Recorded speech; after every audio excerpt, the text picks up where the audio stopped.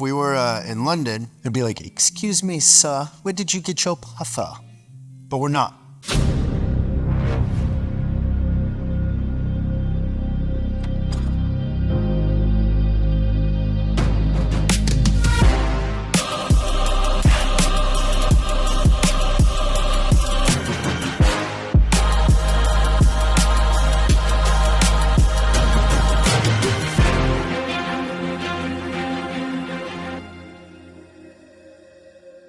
Today, we are talking about adding this to the library. It is Nirvana's In Utero 30th anniversary box set. This is 8 vinyl LPs celebrating one album. I remember being in Seattle at this time, practicing at NAF, where Nirvana also practiced. And then you could hear Nirvana sometimes practicing through the walls. They were all super, super nice. The first thing that I was impressed with this is the execution of this. You have this like piece of it, feels like glass, but it's plexiglass. Just look at how cool this is. It's just beautiful. Like you could frame this on its own. Then you have this book. There's lots of great pictures in here, but there's one part of this book that was the most interesting to me is they have a picture of the letter that Steve Albini wrote the band, Kurt, Dave, and Krist, talking about his kind of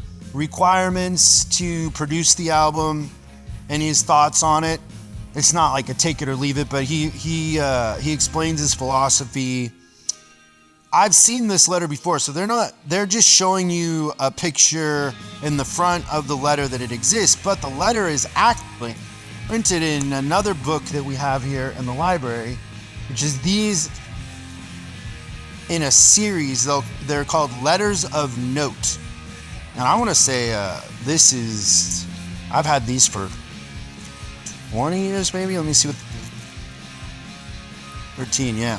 I've been a big fan of these books because there's just incredible. Then we have this swag, backstage pass, stuff like that, kind of from the time.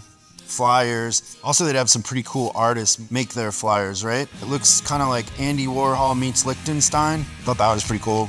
Then the kind of final thing and the most important part of this is the vinyl. So you have 2 unreleased live concerts in here, December 30th, 1993 in Los Angeles at the Forum and Seattle Center Arena, January 7th, 1994. Really well pressed, by the way. Like these are well done, well pressed. This album, when you just talk about the best rock drummer of this time, for sure, like to me you have John Bonham and you have Dave Grohl, and that's kind of where rock drumming starts. In the verses he's holding back, and then when the choruses come he's right on top.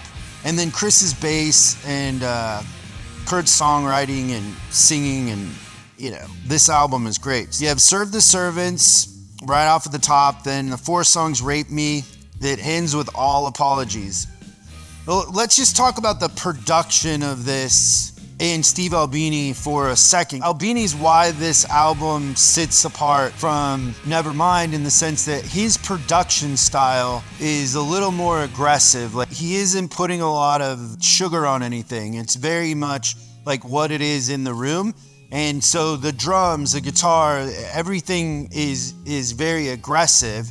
And for a band like Nirvana, where Kurt's style was, very aggressive and he's screaming his heart out, really. It comes off very punk rock. It is a piece of art that stands on its own. I prefer the production style of Butch Vig and Nevermind in the sense that the one thing I do think that's lost in this album is that the production isn't dynamic. That can be fatiguing after a while, after you listen to it over and over again. It's a little fatiguing, especially through the sound system that we have in here. But it's well pressed. By no means would I not want this because of that. It's just if I had one critique, or if I was sharing my preference in production, I prefer the other Nirvana album when it comes to those sort of dynamics.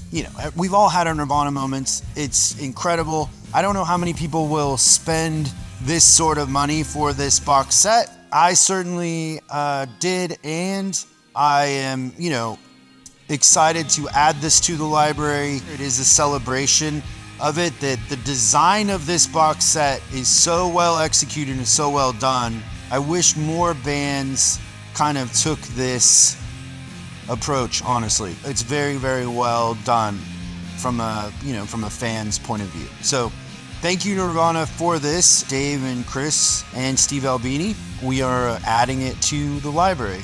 Remember, at the end of the day, he who dies with the most books wins.